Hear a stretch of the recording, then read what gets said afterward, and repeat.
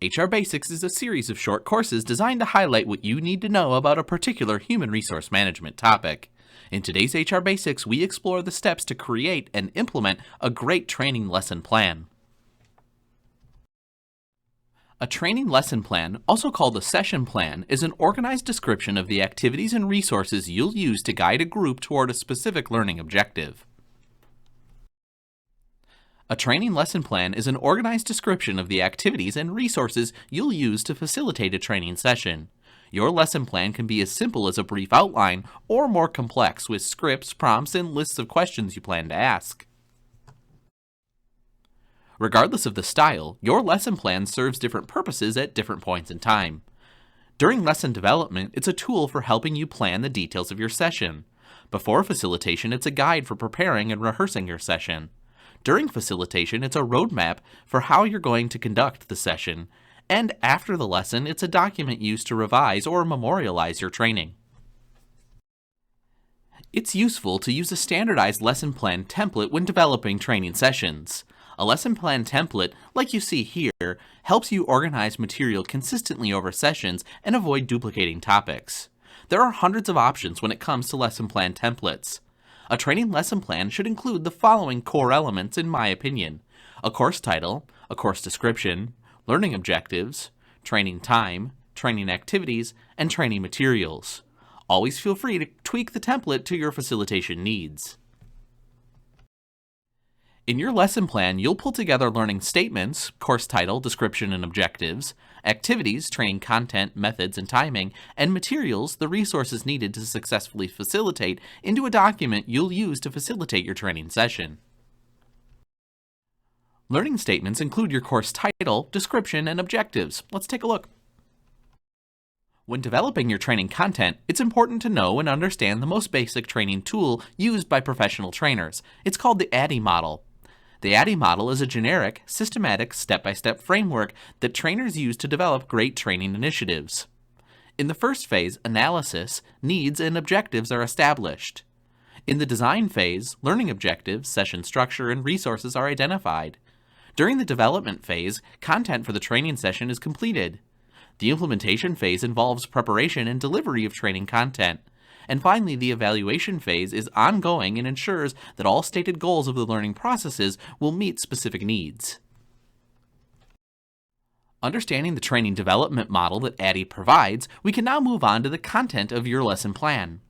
From a course title, anyone should be able to quickly and concisely understand what to expect and how your course will help them solve real-world challenges. Here are 3 tips you can consider when creating course titles. First, make your audience a promise. Let them know what your course is going to offer them and how it will improve some aspect of their life. Or, give them a remedy for a need. Create a course title that provides them with a solution to a problem they have, a remedy for a need. Or, get them excited about your learning. Let them know about the benefits they can expect to receive and make them aware of just how your course can make their lives better. Next, course descriptions provide the foundation for a well-built training course. A description not only tells the audience what to expect in a training experience, it's a motivational marketing tool to engage interest and increase participation. So let's take a look at 3 tips you can use to develop successful course descriptions. Be thought-provoking. Attention-grabbing statements are questions that encourage your potential learners to think about how the particular course might benefit them. Relevant and engaging. When learners are looking for a course that's going to offer them the skill sets or knowledge they need, they're probably going to be searching for specific keywords. Know what they are. And finally, keep it short and simple. Ideally, you want to keep your description to less than 130 words, as learners usually won't take the time to read a lengthy description, even if it's interesting and exciting. Developing learning objectives builds the foundation for your lesson plan. The skill of developing learning objectives is critical because all of your content and activities must be designed to help achieve those objectives. Let's take a look at how to write learning objectives that will specify what participants will be able to do as a result of your training. There are 2 basic elements of creating learning objectives. First, identifying after-training behaviors, and second, developing appropriately stated objectives. Learning objectives focus on what you want your participants to be able to do as a result of training. Generally, learning objectives are written in terms of learning outcomes. What do you want your trainees to do as a result of the training? To identify outcomes, start by making a list of what you want learners to do as a result of training. These are your participants' after training behaviors. Once you've established that list of after training behaviors, follow a 3-step process for creating appropriately stated learning objectives. Let's take a look. Step 1. Create a STEM. Think about the STEM as preparing the learner to know what to expect and when. Here's some examples. After completing the lesson, our participant will be able to, or after this session, the participant will have. Next, step number 2, add an action verb. Add an action verb to identify the learning action to take place. When selecting an action verb, make sure you're describing an observable behavior. And finally, step 3, identify the actual product, process, or outcome. Once you have a STEM and a verb, determine the actual product, process, or outcome. It's important that your learning objectives come as close as possible to the actual behavior the participant will be expected to perform. Next, your learning activities are really an outline of the training plan, including content, methods, and timing. Your training plan should include an activity column like this, designed to be a bulleted outline of training content. The level of detail you include in the activity column is a matter of choice. Remember, learning is the most effective when the training is broken into small parts. An outline should include what the participants must do, their actions, as well as the information they must know to be able to take that action, the knowledge requirement. There's more to a lesson plan than just outlining training content.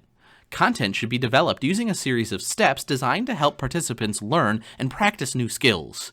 The ROPES model provides a systematic approach to developing your lesson plan content and includes the following 5 steps. First, review, to understand the participant's general knowledge or experience in the topic area. This is 5 or 10% of the time that you'll spend in training.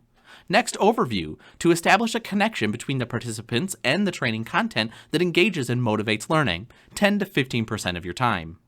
Then presentation, to present content to participants in ways that will help them retain information.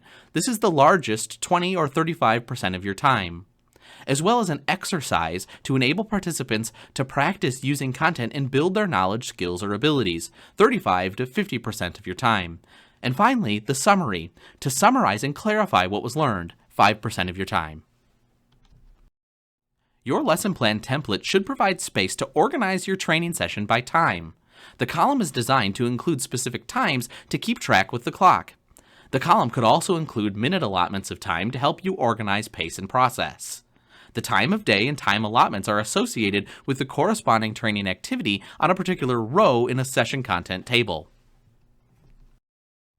Next, learning materials are listed in terms of the resources needed to successfully facilitate your training session. In the materials column, outline in a bulleted list all of the resources you'll need to facilitate your training content. Items will include things like handouts, activity sheets, readings, electronic devices, and so on. Really, the opportunities are endless. You'll use this list to ensure you assemble all the necessary ingredients to pull together a stunning training session.